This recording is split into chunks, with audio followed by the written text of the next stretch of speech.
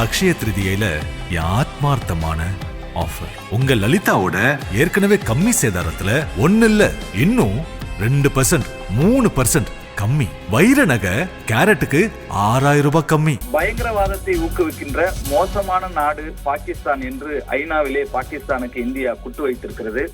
உலகளாவிய பயங்கரவாதத்தை ஊக்குவிக்கும் ஒரு மோசமான நாடு பாகிஸ்தான் என்று இந்தியாவினுடைய துணை நிரந்தர பிரதிநிதி யோஜனா பட்டேல் கண்டனம் தெரிவித்திருக்கிறார். ஜம்மு காஷ்மீருடைய பஹல்காம் பகுதியில் பயங்கரவாதிகள் கடந்த 22ஆம் தேதி பிற்பகல் துப்பாக்கிச் சூடு நடத்தியதில் 26 பேர் உயிரிழந்தனர். இந்த தாக்குதலால் பாகிஸ்தான் மற்றும் இந்தியா ஆகிய நாடுகள் மாறி மாறி நிறைய கெடுபிடிகளை விதித்து வருகின்றன. இதன் காரணமாக இரு நாடுகளிடையே விரிசல் அதிகரித்து போர் பதற்றம் நிலவுகிறது. இரு நாட்டு எல்லையிலும் பதற்றம் நிலவுகின்ற நிலையில் இரு நாடுகளும் எல்லைப் பகுதியில் படைகளை குவித்து வருவதாக தகவல்கள் வெளியாகியுள்ளன.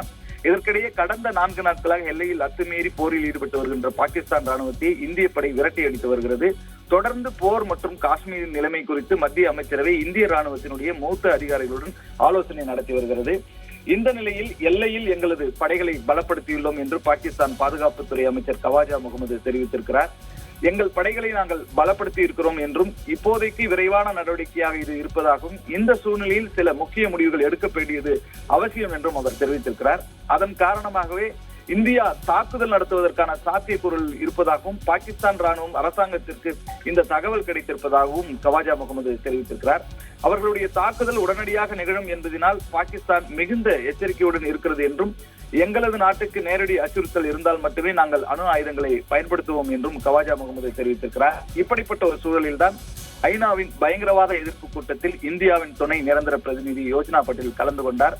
கூட்டத்தில் பேசிய யோஜனா பட்டேல் இந்தியாவுக்கு எதிராக பிரச்சாரத்தை பரப்பவும் ஆதாரமற்ற குற்றச்சாட்டுகளை சுமத்தவும் சர்வதேச மன்றங்களை பாகிஸ்தான் தவறாக பயன்படுத்துவதாக கண்டனம் தெரிவித்தார். பாகிஸ்தானுக்குள்ளேயே இருந்து வந்த சமீபத்திய வாக்குமூலங்களை எடுத்துக்காட்டிய பட்டேல் பாகிஸ்தானுடைய பாதுகாப்பு அமைச்சர் கவாஜா முகமது பங்கேற்ற தொலைக்காட்சி நேர்காணலை மேற்கோள் காட்டி கடுமையாக சாடினார்.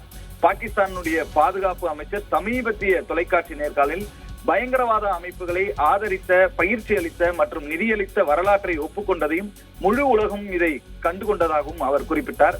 இதன் மூலம் பாகிஸ்தான் ஒரு மோசமான நாடாக அம்பலப்படுத்தப்படுகிறது என்று யோஜனா பட்டேல் தெரிவித்திருக்கிறார்.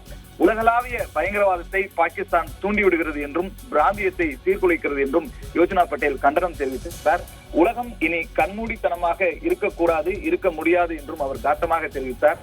பயங்கரவாதத்தை எப்போதும் எங்கேயும் பொறுத்துக் கொள்ள முடியாது என்றும் பயங்கரவாதம் எல்லா வகையிலும் கண்டிக்கப்பட வேண்டும் என்றும் யோஜனா பட்டேல் தெரிவித்திருக்கிறார்.